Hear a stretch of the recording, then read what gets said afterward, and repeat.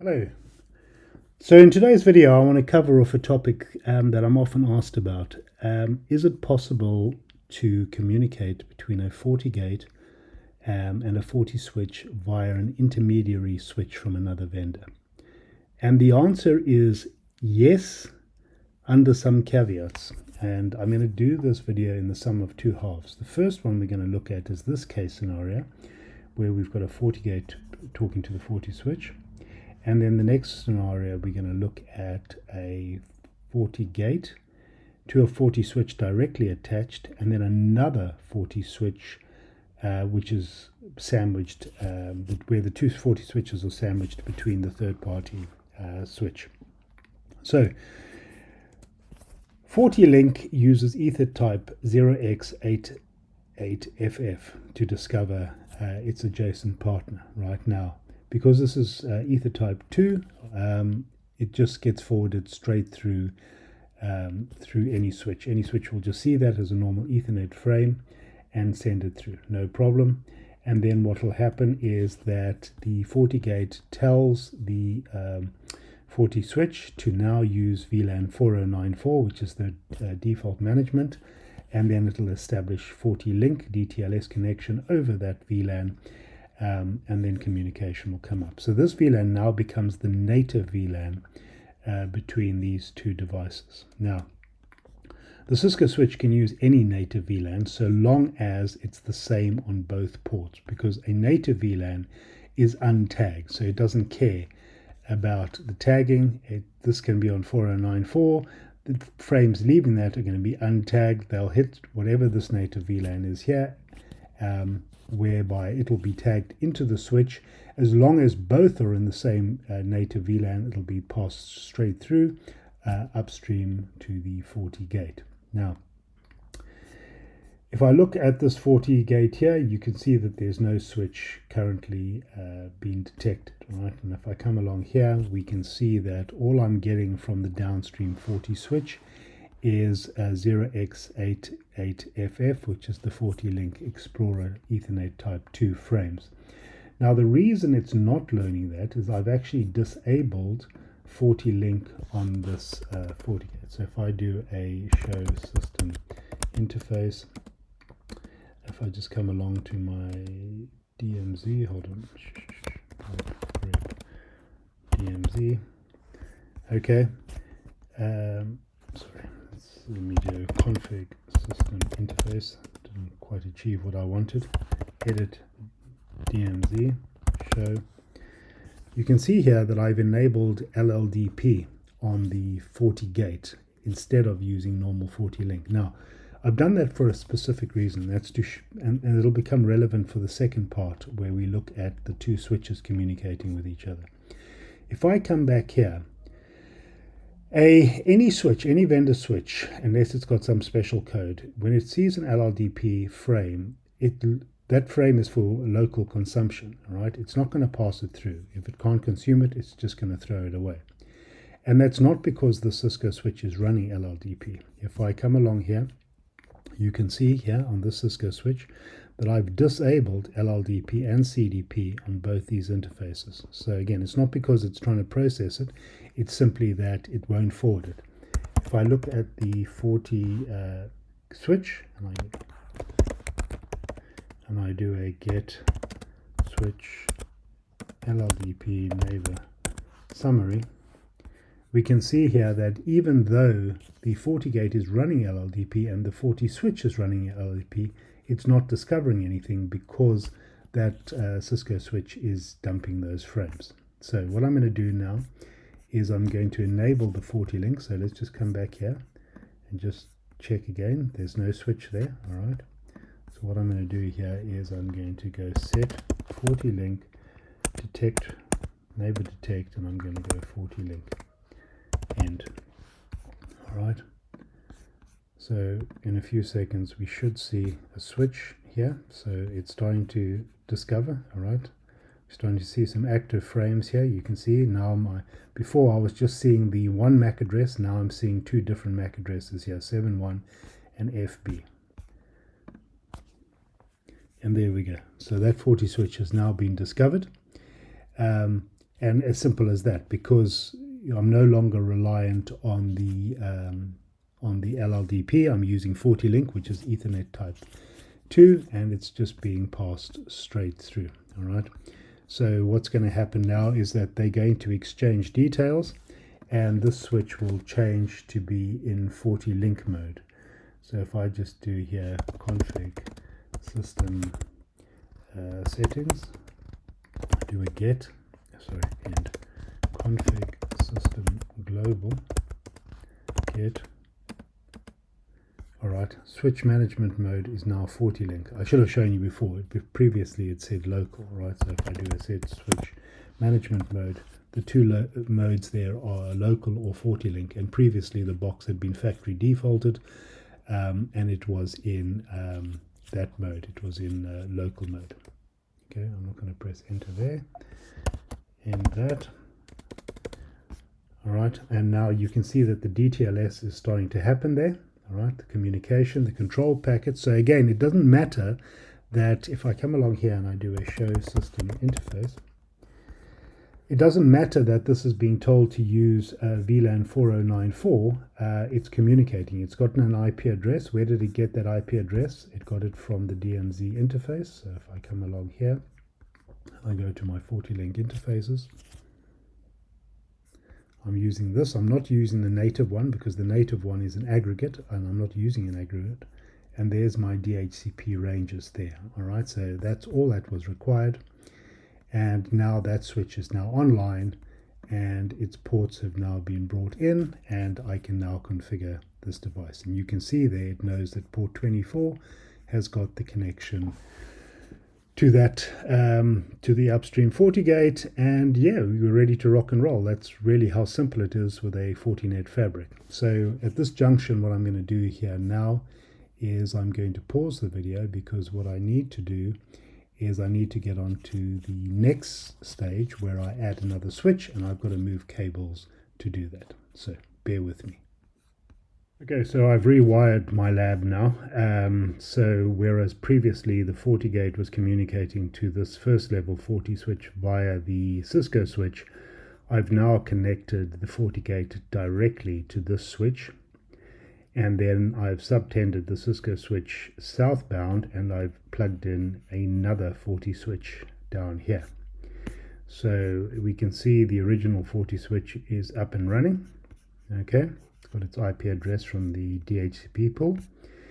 I've got traffic I'm sniffing. So on the Cisco switch here, I've got another port 1, and I'm running a port monitor, so a span port on 08, so that I can see the traffic coming from this downstream switch.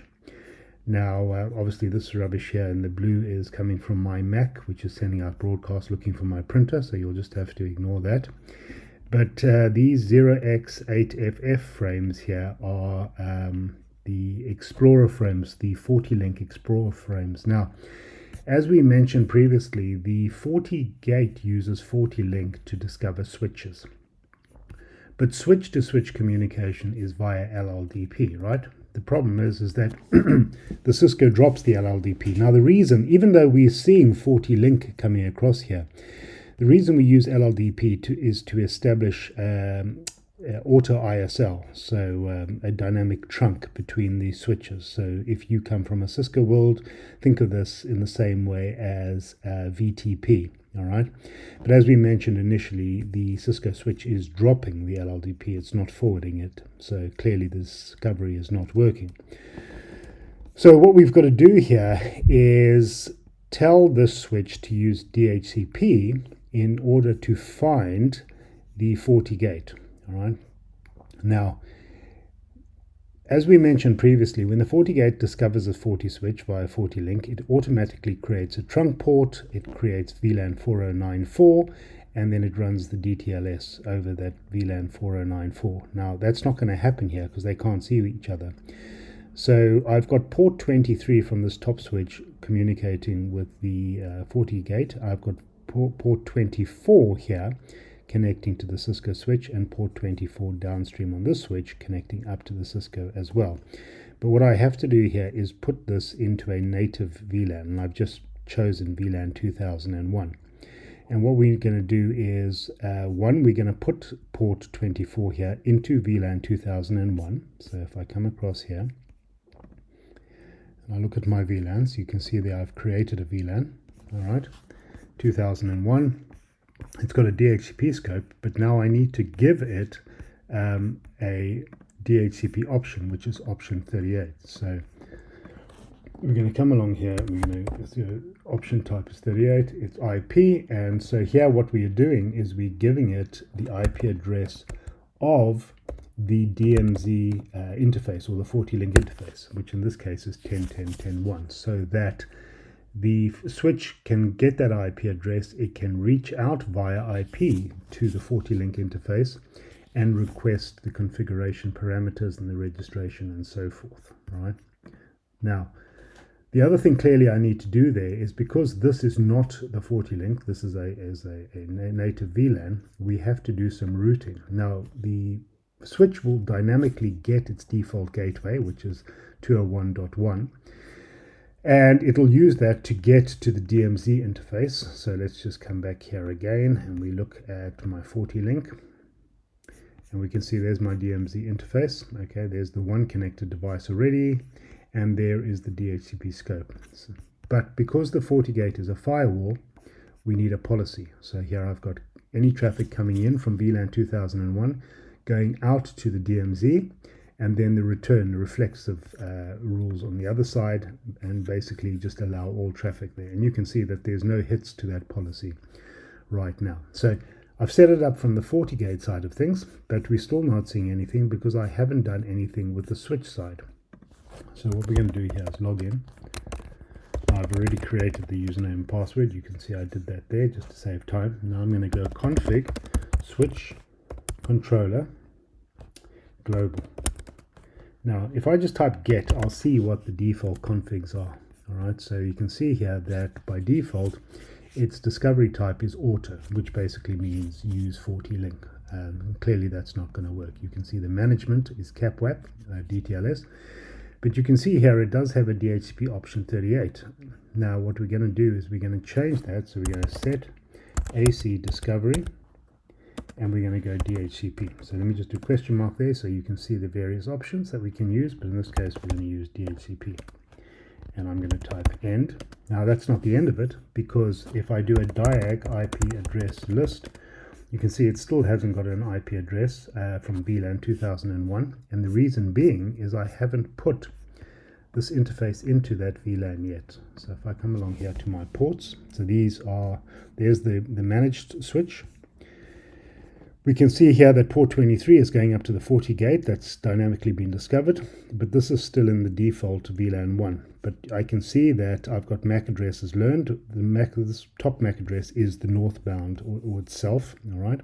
And these are the two Cisco ports downstream of that.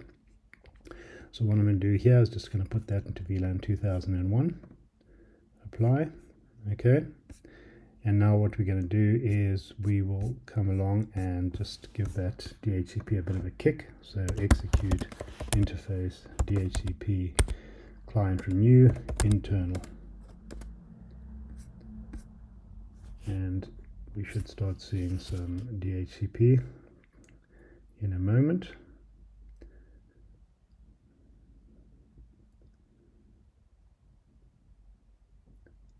There's 2001, there's the DHCP offer, okay.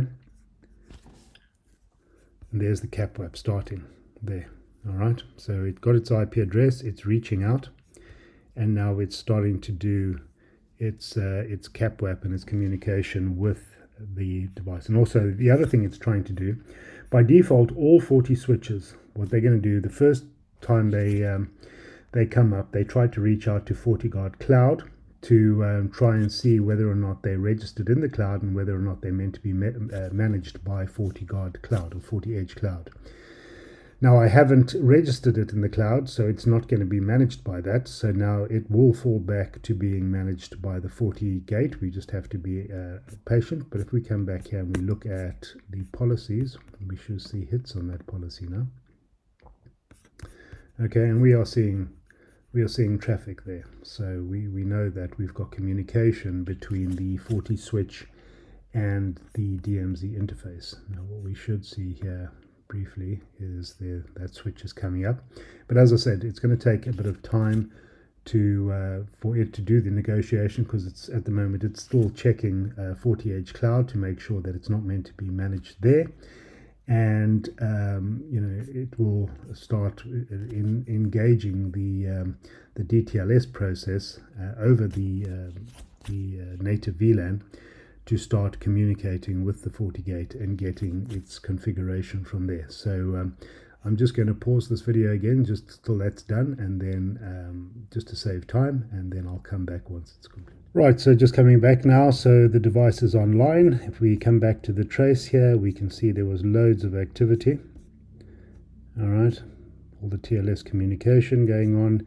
The one thing I did forget to mention is that you have to make sure that the switch has access to the outside world for its NTP, okay, and also so that it can make sure that it's not registered with FortiGuard Cloud. When you create a FortiLink interface, it if I just come to the system settings here, it establishes the interface as the local interface as being an NTP server, right? But it's still got to get to the outside world. So you've got to make sure that all this NTP stuff is valid.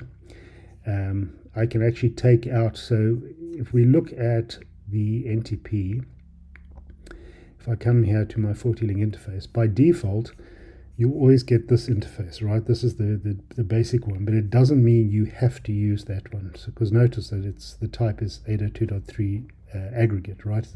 It's a lag bundle.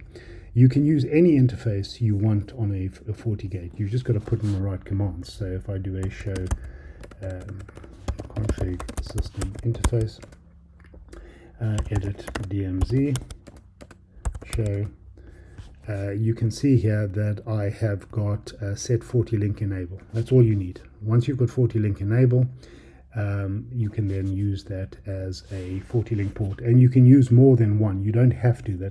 So I could quite conceivably have used a completely different interface.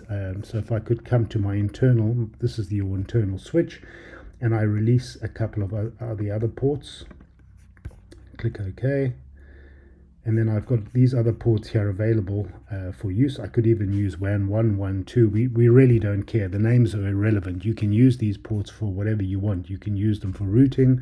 You can use them for layer 2 bridging. You can create virtual switches, or in this case, you can use them as a FortiLink interface.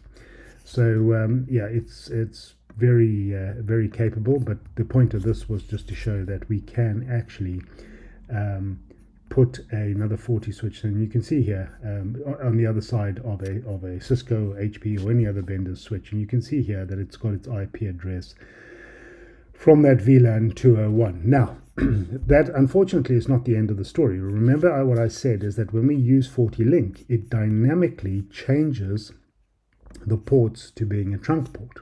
All right, so this one, which is communicating directly with the FortiGate, is a trunk port. So let's say, for example, let's go and create new, and we'll call this one VLAN 44.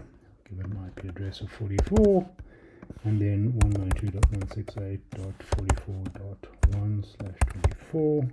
Get rid of that, and we enable ping, and we'll give it a DHCP scope.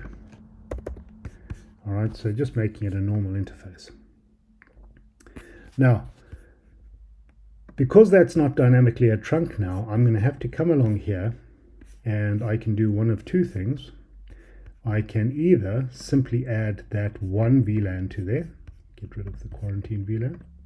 Okay, so now that's got a tagged VLAN, or I could also have just done all, and by doing so, any new VLAN that I add will dynamically be added to that trunk. However, I have to do exactly the same on this side. So I come along here, because this is the other side of that Cisco switch, and I got to put that on the trunk on the other side. And remember that we've got this baby in the middle here, right? So it's all well and good me putting VLAN 44 there and VLAN 44 here, but it's not going to pass unless I tell the Cisco switch about it. So we come along here, we go conf t. So let's just end and do a show VLAN first, just so you can see that there isn't a VLAN 44 there.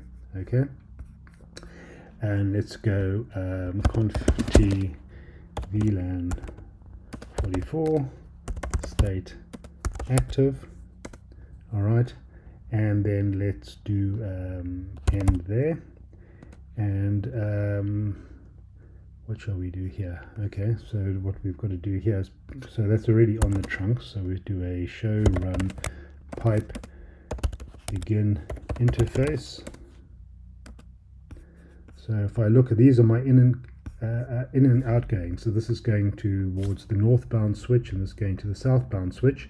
There's my native VLANs of 2001 to allow the communication, and these are already trunk ports, so they're already going to be allowed through. So what we'll do now is we will put an access port on this remote switch into VLAN 44. So remember, this is your allowed VLAN, so those are your trunk VLANs, these are your native VLANs on this side. So if I do that and I say apply, and then what I'm going to do is I'm just going to stop this Wireshark trace because I need this interface back. Quit without saving. I need that interface back for my laptop. So what I'm going to do is I'm just going to move this port.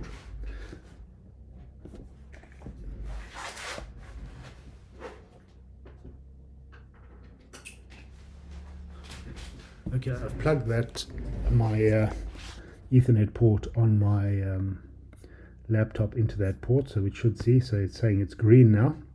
So let us now go, and I turned off IP address for the sniffing. TCP IP, use DHCP, and let's see what happens here. And there we go. I've got that IP address 192.168.44, and if I come along here, ping 192.168.44.1, that's working. Now I shouldn't be able to ping 8.8.8. Alright, so even though my Wi-Fi is up, because a physical link has always got preference, and the reason I can't ping out is because, once again, I need a policy. So we come along here to my policies and objects, and what I'll simply do is I will add VLAN 44. Oh dear, hold on, I need to get back to that FortiGate. So I need to disconnect that Ethernet port for a second, just so that I can route, so that this traffic is going via my Wi-Fi again. So what I'm going to do here is I'm going to add VLAN 44 to that. Okay, and just what I did there was I disconnected my Ethernet port, so I went back to Wi-Fi. So if you look here now, that port is disconnected. Okay, now what I'm going to do is I'm also just going to enable management on that VLAN, so I can still get to that once I plug my Ethernet back in. Alright, so let us go along here and plug that back in. Just give it a second to come back up again. There we go. And you can see there my latency changed immediately because I went off Wi-Fi and I went on to the physical. Alright, so if I do a trace route 8.8.8.8, let's just switch off name resolution -n. Okay, you can see there it went via 44.1. So once again, the purpose of that, let me just log back into this FortiGate. Now you see what it did there was it terminated that session that was going via the Wi-Fi, and it's recreated it via that internal interface. Okay, so once again I've got these. Now ideally you wouldn't have a switch, another vendor switch in the way, because if you, as we saw from this one, if it's all Fortinet everywhere, it's going to be plug and play. But sometimes it's unavoidable. Maybe you've got two buildings which are linked up via a legacy switch, and you want to deploy 40 switches on the other side of that, so that you have this benefit of being able to manage everything from a single pane of glass here. Notice you can always come up to the top here and see which is your FortiLink interface. And the other important thing is you can have more than one FortiLink interface, right? So you're not bound to having just the one. So I could have more switches on internal 2, more switches on internal 3. You know, this concept, this idea that you are limited to one is erroneous. You can have as many as you want. The point is that they will still all come in under this single dashboard so that you can manage them. And if you wanted to see which switches were on different FortiLink interfaces, you could simply come here and choose. You can also have a look at the front-facing ports. So all this telemetry via that CapWAP or FortiLink tunnel is being fed into these devices.